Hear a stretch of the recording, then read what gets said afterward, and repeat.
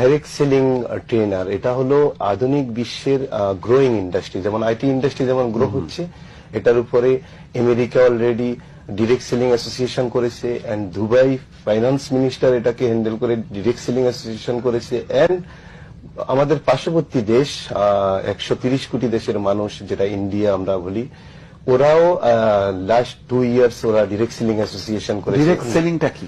Direct সেলিংটা হলো, আমি যেটা বলবো, যেমন আমি একজন কৃষক, আমি আমার জমিতে ফসল ফেলে এই ফসলগুলো আমি কোনো মিডিয়া বা কোনো চ্যানেল, কোনো ব্যাপারীর কাছে বিক্রি না করে সরাসরি আমি কাস্টমারের হাতে তুলে দেওয়া। কিভাবে সম্ভব? হ্যাঁ, এটা হলো অনলাইন?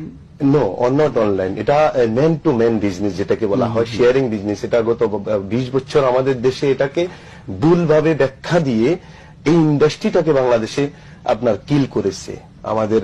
যেমন এটাকে বাংলাদেশে নিয়ে আসছে হলো এমএলএম। এমএলএমটা পৃথিবীর কোন দেশে এমএলএম এর কোন অ্যাসোসিয়েশন নাই, আছে হলো ডিরেক্ট সেলিং অ্যাসোসিয়েশন। বাট আমাদের দেশে এমএলএম সিস্টেমটাকে তারা প্রতিষ্ঠিত করছে। এমএলএমটা হলো একটা মার্কেটিং এর প্রক্রিয়া, বোনাস পে করার প্রক্রিয়া।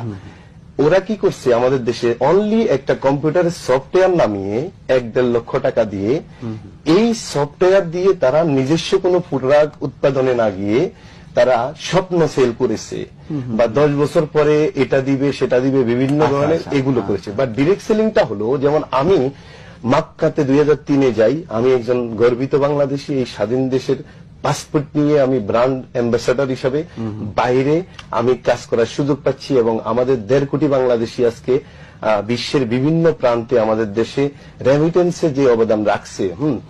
তো আমি 2006-এ ডিএক্সএন নামক একটা মালয়েশিয়ান কোম্পানি, এই কোম্পানির প্রোডাক্ট হলো health related product, food and nutrition product and supplement and beverage product, যেগুলো আমাদের দেশে আমরা অসুস্থ হলে বলে ডাক্তার আছে, বাট বাইরের দেশে আমরা ফার্মেসি গুলোতে দেখি হলো মেডিসিন গুলো অফ সাইডে রাখে আর ফুড সাপ্লিমেন্ট গুলো সামনে রাখে। সাপ্লিমেন্ট দরকার হলো আমাদের বডি নিউট্রিশনের জন্য, বডিটাকে হেলদি রাখার জন্য। এই জন্য আজকে আমাদের দেশে হাসপাতাল বলেন, বিভিন্ন জায়গায় কিন্তু জায়গা হচ্ছে না। তা আমি 2006-এ এই ডিএক্সএন এর মাশরুম, গ্যানোডামা মাশরুমের কিছু কফি পেস্ট এগুলো ইউজ করে আমি হেলথ বেনিফিট পাই। আমার মক্কাতে দোকান ছিল, পার্ট টাইম হিসাবে আমি যখন দেখেছি এখানে আমার ইন্টারন্যাশনাল ক্যারিয়ার বিল্ড করার সুযোগ আছে, এন্ড ট্রেনার হওয়ার সুযোগ আছে, এন্ড আমি যেহেতু বাংলাদেশি, সৌদি আরব আমার দেশ না, একসময় বাংলাদেশে চলে যেতে হবে আমাকে, তাহলে আমার ক্যারিয়ার কি, আমার যে দোকান এটা আমার দেশে আনতে পারবো না। এই কোম্পানির প্ল্যাটফর্মে যদি আমি আমাকে প্রমোট করতে পারি গ্লোবালি, দেন বাংলাদেশে গেলেও আমি কিন্তু ইনকামটা পাবো। কি বিক্রি করবেন? হ্যাঁ, আমাদের যে প্রোডাক্ট গুলো ডেইলি ইউজেবল, যেমন টুথপেস্ট, মাশরুমের organic product, soap, coffee, shampoo. ওই যে কফিতে অন্য কোম্পানি ক্যাফেইন দিয়েছে, এখানে এই কোম্পানি কফিতে মাশরুমটা অ্যাড করে রাখছে। এটাই হলো পার্থক্য, অর্থাৎ ন্যাচারাল অর্গানিক কফি। আচ্ছা, বুঝতে পারছি। এবং এটা হলো সরাসরি একটা বিক্রির বিপণন পদ্ধতি, আর চ্যানেলের টাকাগুলো আমরা নিচ্ছি। এটাকে বলে ডিরেক্ট সেলিং। আসছি আপনার কাছে।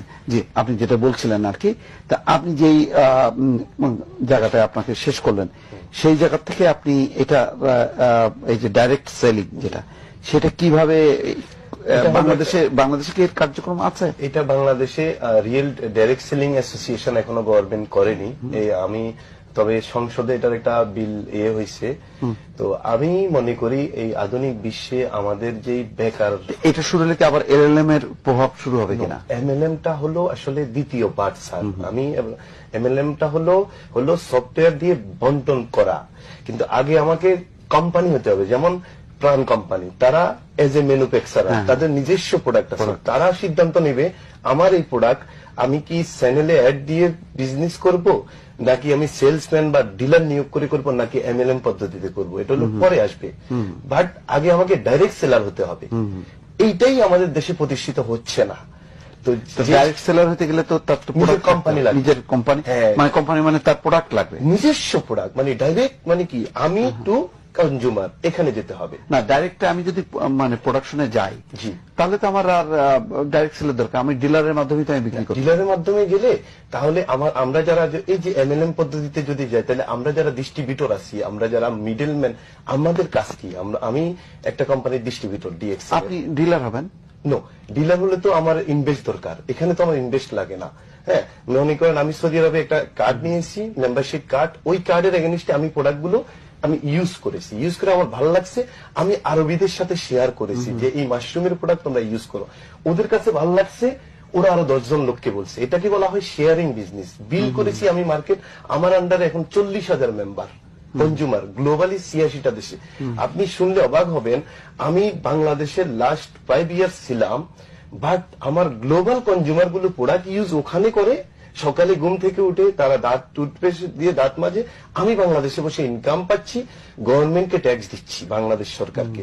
আমার কোম্পানি বাংলাদেশেও আছে 18 ইয়ার্স, ডিএক্স এর নাম, বাট অনৈতিক কাজ করেনি বিদায় এখন পর্যন্ত বাংলাদেশে টিকে আছে। এই আমাদের দেশে যে ডাইরেক্ট বা এমএলএম এর নামে যে ইনভেস্ট প্ল্যান শুরু হয়েছে, যে 50,000 টাকা দাও, সেলিব্রেশন দিব, ফুলের মালা দিব, এগুলোকে তারা প্রমোট করে। ডাইরেক্ট সেলার কোম্পানিগুলোর কাজ হলো প্রোডাক্টকে প্রমোট করা, তারা ট্রেডিশনালি না গিয়ে সরাসরি কনজিউমার বেস ডিস্ট্রিবিউটর দিয়ে প্রোডাক্টটাকে প্রমোট করায় মার্কেটে। আর আমরা যারা আছি, আমরা যেমন আমি